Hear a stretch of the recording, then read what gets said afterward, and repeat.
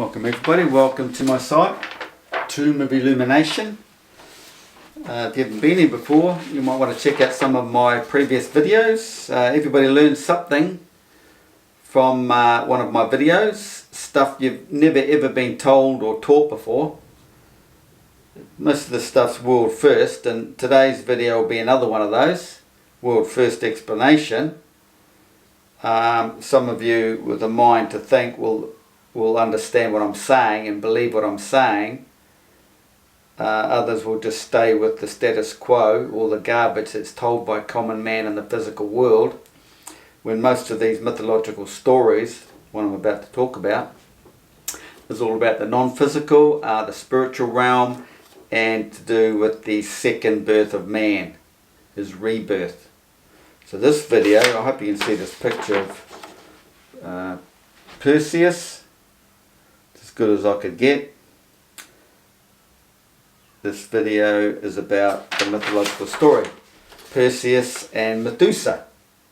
You see Perseus is holding the head of Medusa, all gory stuff, all deluded stuff to the common man, but once you understand the whole story, you might just start opening your mind up and start looking into reality of what it is. Now, so it's made out to be some horror story, but you only have to take the words and the names and break them down through etymology to get a little bit of an understanding. So if we just take Medusa. Medusa is representing the moon. We're going to get into that. A lot of these names, they'll start with M, and they'll represent the moon, because all these mythological stories concern the one same event that I've been talking about for years on my videos. That's man's rebirth, and it's celestial, astrophysics, or astrotheology. You cannot understand any of that if you don't understand how they knew the world to work.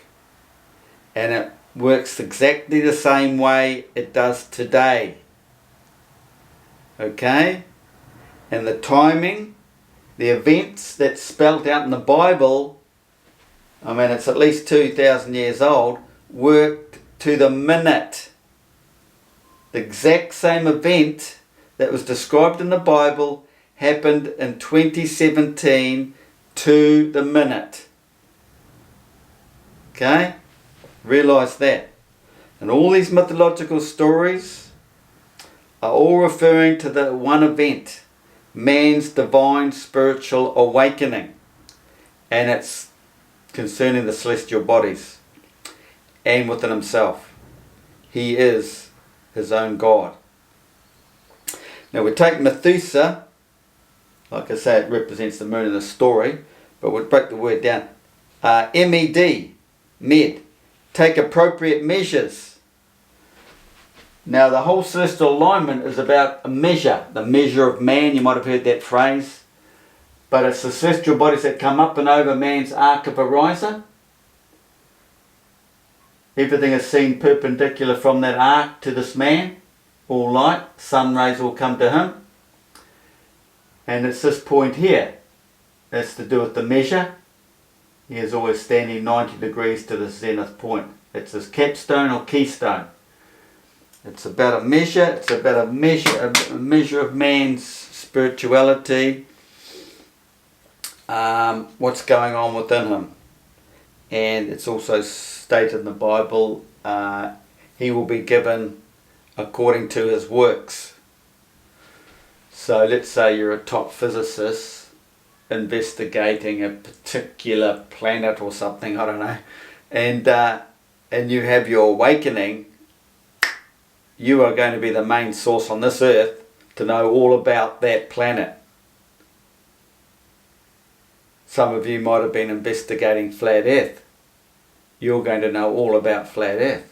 Someone could be investigating a particular flower out there. All of a sudden, well, not all of a sudden, but over time, if he goes through his awakening and his mind was open to understanding the system involved with that flower, he will have all the knowledge downloaded. That's how it works. So Medusa, take appropriate measures. And you know, the cups, I always mention cups in religion. That's a measure of the man's, the oil that gets secreted through a system, the Christ. It's a measure. But there's lots of stories involved with measure. And then Dusa, D-U-S-A, Russian means happy, Latin sleep, Czech spirit, Slovak soul. It's all about your soul and awakening, and you have to be asleep at your hour, at this point, when there's a celestial alignment. If you're not, you could turn to stone. But that's a bit tricky to understand, but I'll try and get into that. Okay? So the story goes, Medusa was so ugly that if you looked at her, you'd turn to stone. But there's always a couple of meanings to these stories. So one, if you're awake and you do happen to see the moon, because it involves the moon, the full moon, you'll turn to stone and die. That you can look at it that way, and you miss out. You miss out on your awakening. So you're now history. You've missed it. It'll come around again if you're lucky. But the other term for that was it's always to do with the stone, you see, because it's connected to your pineal gland. That is your stone. And when they use the word turn, it's not what you think. You see, it's all riddle form. Turn. Your celestial movements have to turn to become aligned. Okay? So, here's the two hemispheres. The magnetic field. So, these magnetic fields is where you see the sun. Anywhere along here. And it's moving, does a complete full cardioid here over 24 hours. And it has to marry up with this one in the north.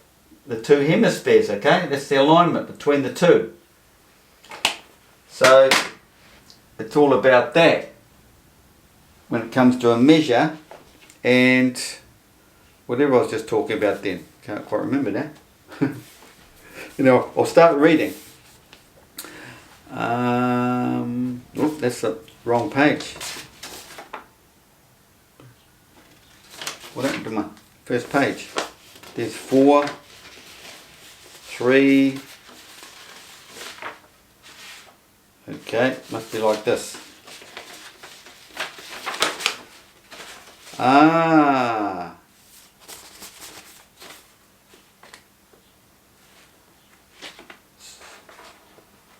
Sorry, I've got the wrong video here. 1 second. Oh, let me just I had it in my hand before. Okay, we've been through Medusa, what it actually means when you break it down through etymology, the moon, okay? So, once again, the alignment is the two Milky Ways, or the two sun analemmas, but you're not going to see those at once, are you? But you get to see them, the two Milky Ways align. Well, you don't really, but depending on which hemisphere you're in. Well, it doesn't matter which hemisphere you're in, but when it's at your zenith, at a particular time of the year, which is the holy season, the Milky Way will be dead straight over at this point, at your keystone. You standing down here or sleeping down here should be. At that point there, your hemisphere, this will be one hemisphere, will align with the other hemisphere. And that's their capstone. So you have to understand, one represents a male, one represents the female. And the coming together for the alignment creates singularity in a man. He gains his feminine aspect on a temporary basis. He gets so emotional, feels probably what the average woman would feel. But this becomes singularity, and this is his awakening. He becomes one. He becomes whole. He's skipped the reincarnation process. He's gained a free pass go and gained the reward of living down here in this realm. So let's get into it. Perseus is placed to the right of the town hall in this town in Italy, right beneath the ark. Okay, so the statue's right beneath the ark, central, to represent this point. Okay, so he's specifically been positioned. It's all there for us. There's a big secret. The Freemasons will know about that, but they don't want you to know about it. Okay, beneath the ark of Logia, 90 degrees to its zenith, or capstone or keystone, a very important position. Medusa, the Gorgon monster, was so ugly you'd turn to stone if you looked at her. Okay, so 1, you are supposed to be asleep, so you do not get to see the full moon at 3 a.m. in the morning. The stone represents the pineal gland. This is also, so like I said earlier, you could miss it and then you'd go on anyway, or you're asleep and you do gain this enlightenment and your pineal gland becomes awoke. The pineal gland. There is always a stone involved with man's hour. Okay, this is man's hour, this alignment. The term turn to stone is to turn to the keystone, capstone. So you're wanting the Milky Way to come around and turn and line up with the opposite hemisphere. We only get to see one side. But if you could see it dead straight there, someone on the other side, other hemisphere, will see theirs dead straight. There'll be an alignment. Medusa tried to seduce Zeus. So Medusa is the moon, Zeus is the sun. And maybe I should draw these Milky Ways. Let's draw the Milky Way. There's the bulge. Okay? So we'll have the full moon, which is way back here. And mirrored effect, it's way back here. There's one in the north, one in the south. Right there we'll have the Venus and Mercury. Okay, they represent the male and the female. And then there is the sun and the black hole. Okay, they meet and merge there. Now, so you could say, you've got to imagine this is the tropical gap. Tropical gap. We're all led to believe that's where the sun is, but the sun's only a projected image. Okay, the actual sun is right back in the centre, projected out like a clock. So it's tricky if you haven't followed my videos before. So this point here is in here. There's the black hole and the sun, but at the same time, in our physical world, it's out here. This is creation that we can't get to, projected out into our physical realm. So you've got to imagine this is a celestial tropical gap. The sun's meeting. But we don't see it like that either. So in each hemisphere we will see, we'll see the whole thing sort of like this, I suppose. And the sun will be here, bright as. If you've got good astrophotography. That's what they call Sagittarius A's, the back of the sun, if you're only seeing it at night.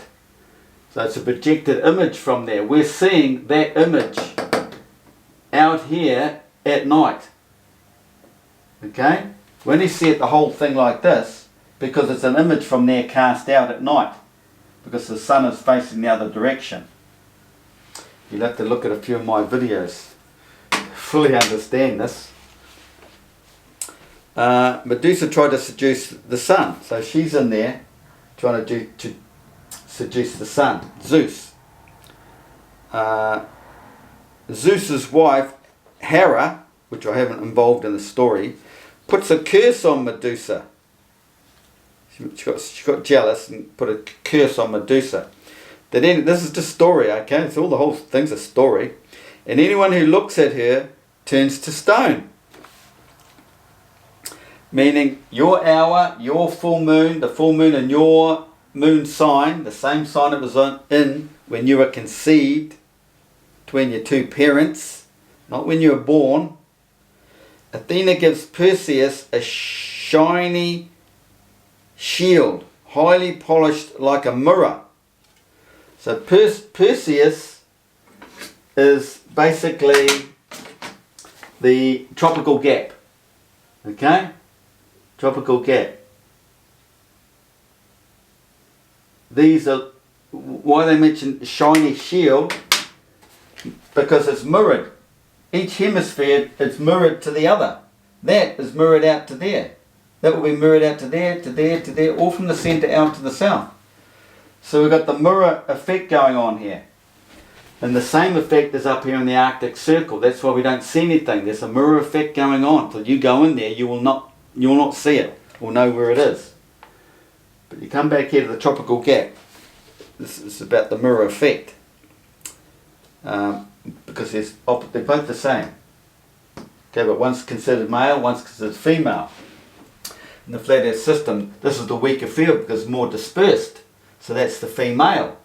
The male's back in here, he's the king. He's more condensed. So his overall energy is the same as what's out here. But this is more widely dispersed, so it'll be weaker per ratio, right? So this male is meeting his female, the weaker partner out here. Right. God Mercury, or Hermes, gives Perseus the winged hat or winged sandals to allow him to fly. See, so now we're referring to Mercury. There's Hermes or Mercury is there, okay?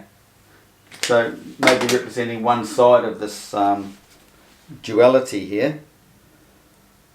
Hat to fly. Secondly, to allow him to fly.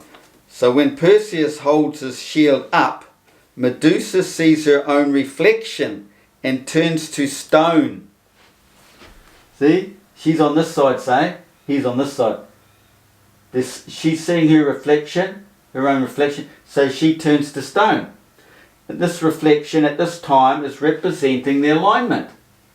The two lining up and being mirrored. So turning to stone is your awakening. Okay? That happens at a particular time. And like I said, the most divine story is the Jesus one. And it happened to the minute in 2017, up to 2,000 years. More than 2,000 years. It's probably 2,160. Or even the great year, 25,000, so whatever. Okay, in other words, the two Milky Ways have aligned in a mirror reflection, and this is when she turned to stone for man's hour. When Perseus is still not looking at Medusa, he cuts off her head. So the head is all to do with the sun and the lemma, because at a time, and it represents this neck area right there. And this time, most divine time, the Jesus one, is the 6th day of creation, which is September, but can be March. I work on 6th September, because we all know, science knows that the moon is closest to the sun at that period. And this is when they're really getting it on. There's a long story there too. In other words, the two Milky Ways are aligned and blah blah blah, turned to stone, the man's hour. When Perseus is still not looking, and it cuts off her head. Okay, so it's all about the neck and the head, and I've done videos on the neck and the head. How it's all related to this divine awakening, okay? The rebirth story is involving the neck and the sun and a lemma, 6th of September. Perseus put Medusa's head in a bag. Once again, we're back to the bag effect, tying the rope around the bag. You see the guy holding the bag on the Prague clock, because it represents that too, you see. Okay, and Robin Hood, the hood, that neck area, it's all the same thing. Perseus puts Medusa's head in a bag, but they all go at the same time into the Milky Way. The moon has moved into the Milky Way, or the sun in the Milky Way is caught up to the moon and overlays it, and the moon goes into the Milky Way.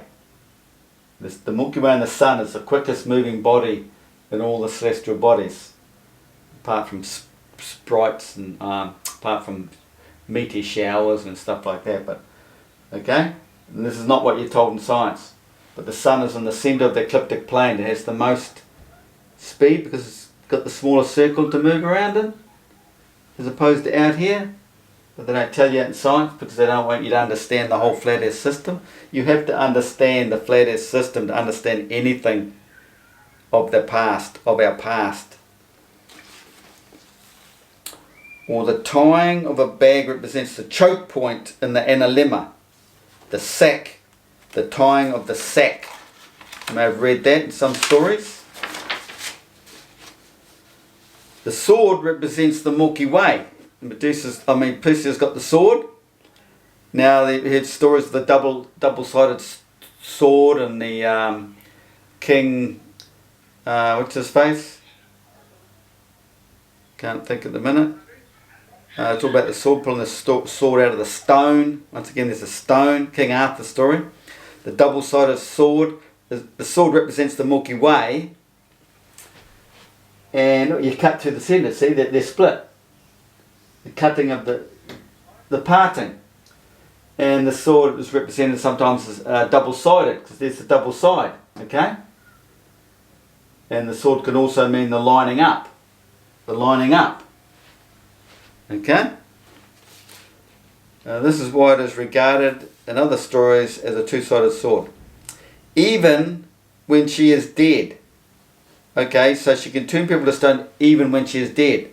So once again, even, or maybe I didn't mention that word, but even is represented even when things are even.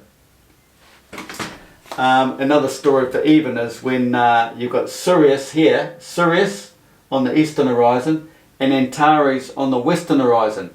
That is classed as the evening of this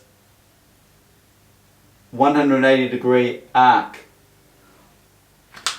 Okay, so whenever you read the word even if you can do this or even that, it's even, as in even, equal. When she is dead, she can still turn people into stone. It's a riddle, or it's coded. Then Perseus goes off to fight another monster and pulls Medusa's head out of the bag to defeat the monster. So it goes off to fight another monster. So you've got two monsters. There's two sides of the Milky Way. That's probably what that's referring to. Pulls the head out of the bag. Probably just repeating a story, a dual system. Then the other monster being the Milky Way, the other Milky Way, the other side. Now bronze, Perseus's statue is of bronze, right? Now you have to go and read the story, the whole mythological story, and how they start debating and talking about how they're going to mould the statue. It gets really exciting. You start to understand the tropical gap of our Earth. The tropical gap, okay, and how it works. Bronze, representing the electromagnetic induction at the tropics in the Earth's recycling system. Now, copper is iron and copper, isn't it? Iron and copper.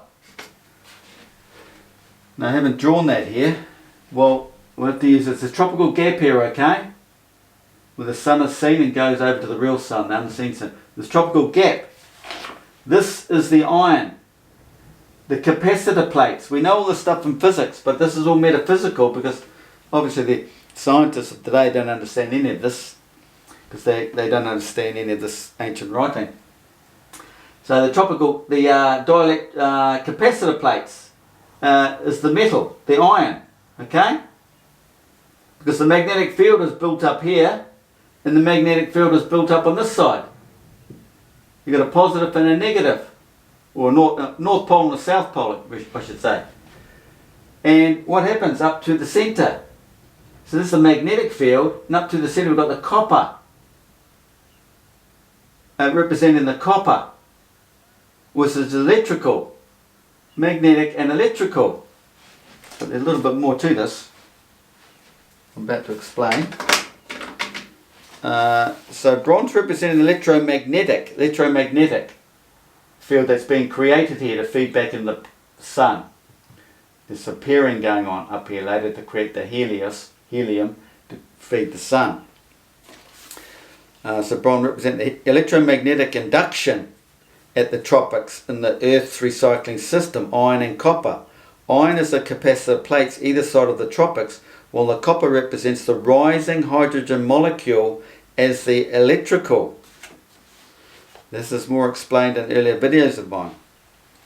Then the story goes on to debate the bronze mould and how it will work. But this is all concerning the tropical gap. They start talking about it. They're describing this, the physics involved with this here. This is an inner mould of clay, northern hemisphere. So you look at it this way. You've got the inner, you've got the clay mould in here, say, in the northern hemisphere, and then you have the clay mould on the outer. That's what they're talking about here. There is an inner mould of clay, northern hemisphere, and an outer mould of clay, southern hemisphere. And in the middle, the tropical gap of the wax is the wax neutral zone. Okay? Then they mention adding wood or more heat. Okay, so wood is also indicating non-conductive. Non-conductive. And this is why we have the wooden cross in the whole religious story, because the cross is represented up through here, and then you have the T section here, which is the two pairing up here. This is all physics. I've described it a lot in my earlier videos. So you consider this is a dielectric gap. It's the wax. Anyway, neutral. Then they mention adding wood and the heat. So the heat, because this is where the heat of Earth is created through the dielectrical gap here. It's electromagnetic induction. That's why we see the image of the sun here. Well, not because of that, but that's where we see the sun. It's this end of the Milky Way. Our end. We don't see the other end during the day. Well, it's a long story too. But anyway, all the energy is being created in here to give us the Earth's heat. You know, because we're cold out here in the south, colder in the centre Arctic. Heat is created here. That's what science calls the radiation, all that sort of stuff.